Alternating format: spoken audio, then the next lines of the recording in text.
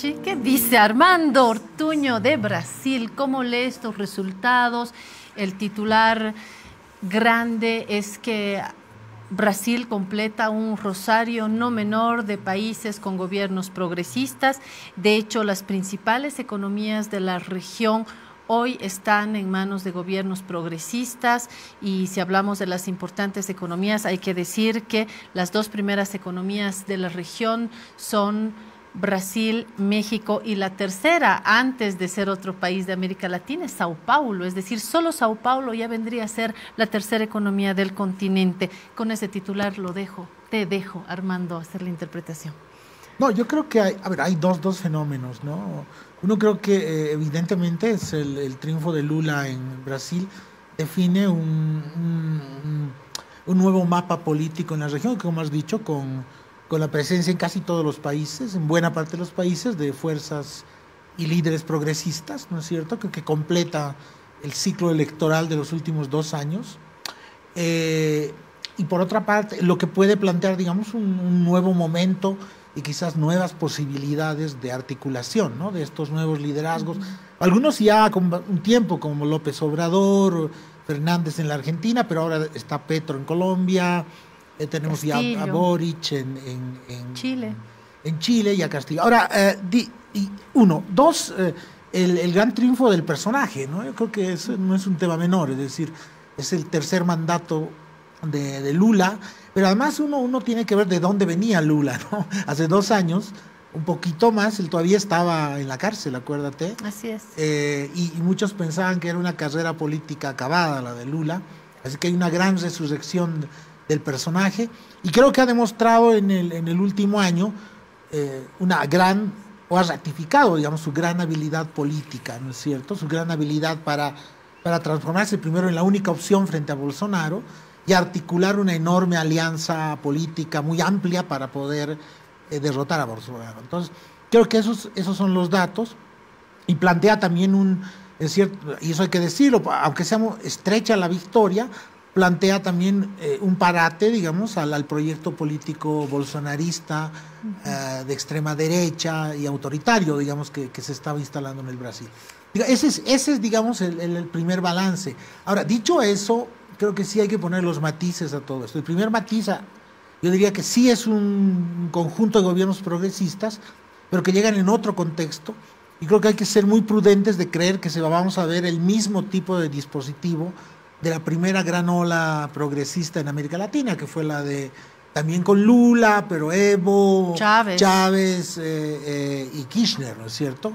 Creo que hoy estamos en otro contexto, son gobiernos con otras condiciones. Económicas, sobre todo. Económicas, Armando. Y también de equilibrios políticos.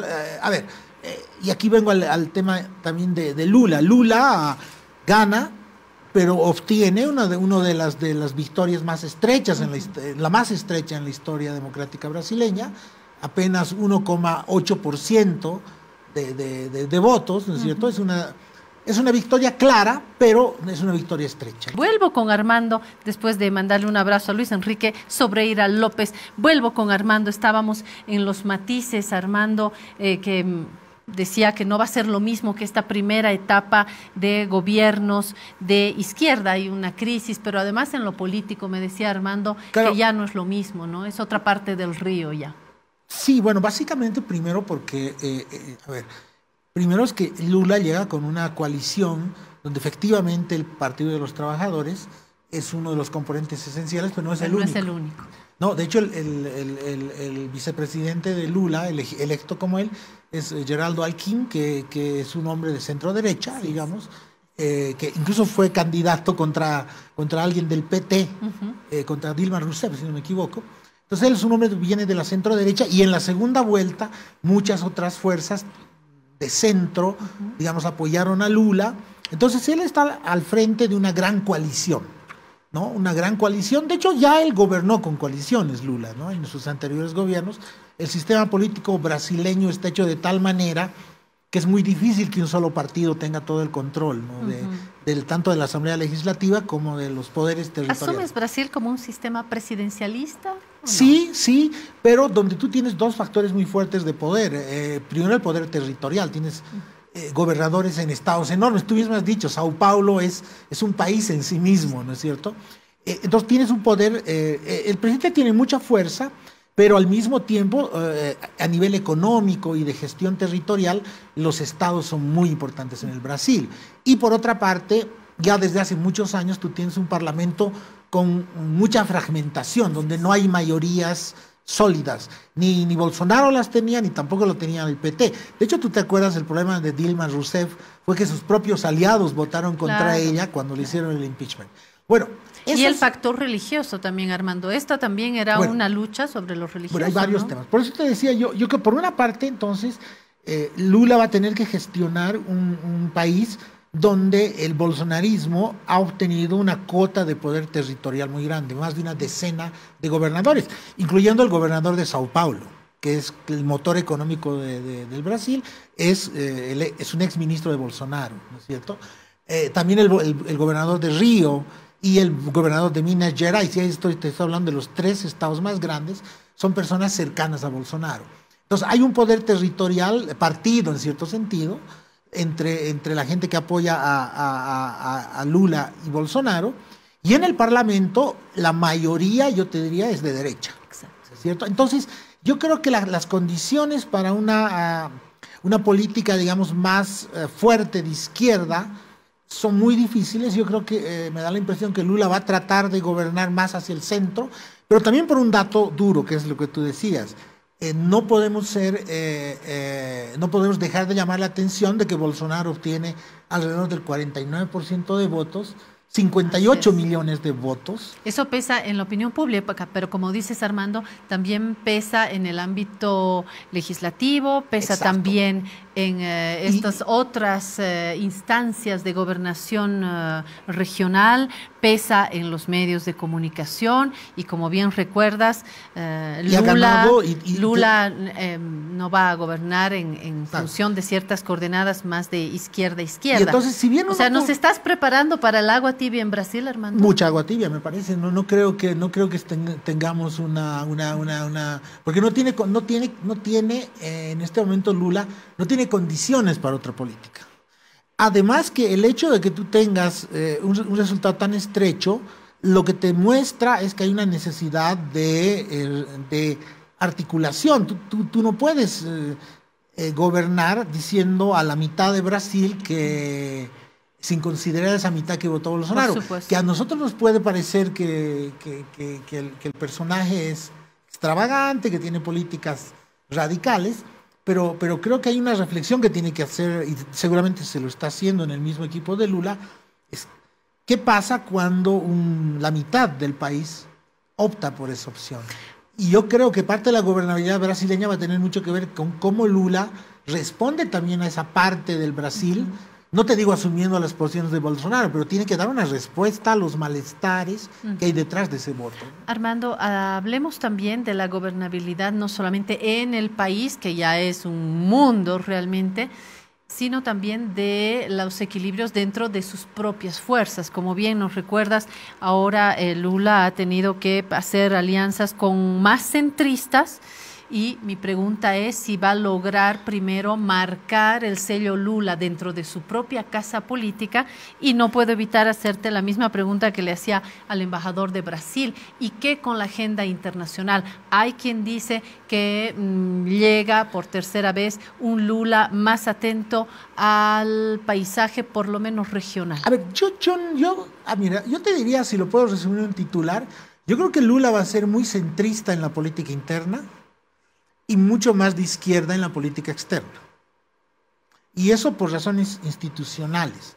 En primer lugar, como decía el embajador... Y estratégicas en una región donde hay gobiernos de izquierda. Y de talante del personaje. Así, ¿en qué sentido?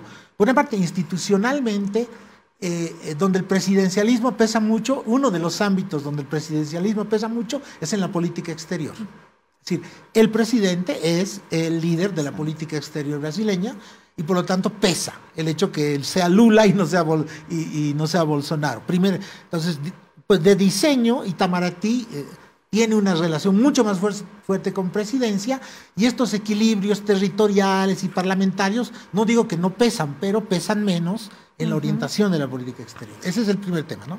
El segundo tema, y no es menor, es que tenemos un personaje que Lula, que viene pues con una cancha enorme, ha sido presidente 2 gestiones, y además ha sido un personaje, no solo brasileño, sino un gran personaje internacional. Un líder político. Y un líder con sello político propio, global, digamos, ¿no? Y con orientaciones políticas muy claras también, ¿no es cierto? Acuérdate que Lula ha sido el promotor de un nuevo realineamiento a partir de los BRICS, ¿no es cierto? De una política alrededor de una alianza de países del sur.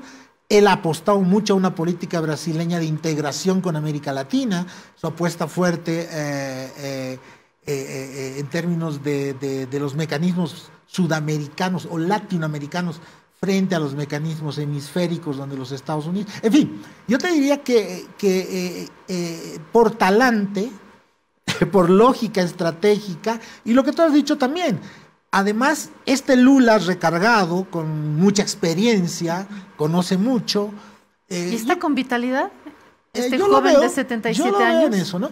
Y además se encuentra en una América Latina donde encuentra partners, ¿no es cierto? Claro. Tiene varios partners con los que puede trabajar. Y yo creo que... Pero no es el mismo Brasil de bonanza que dejó hace Correcto. tiempo, ¿no? Pero digamos, Brasil me parece, y él ya lo ha dicho en varias entrevistas, sí yo creo que, si bien va a tener que ser muy cuidadoso en los equilibrios internos, él puede ser mucho más audaz en lo externo, y de hecho lo externo le puede servir para marcar la ruptura con Bolsonaro, ¿no? Es decir, ¿por qué? Porque en lo externo, ¿cuál fue el dato de la política externa de Bolsonaro? Fue de casi una desconexión del Brasil de los grandes temas multilaterales. Incluso ni con Biden ni con los americanos demócratas se lleva bien, con el único que se llevaba bien era con Trump, ¿no es cierto? Tampoco se llevaba bien con la Unión Europea. Es decir, en cierto sentido Bolsonaro se fue aislando.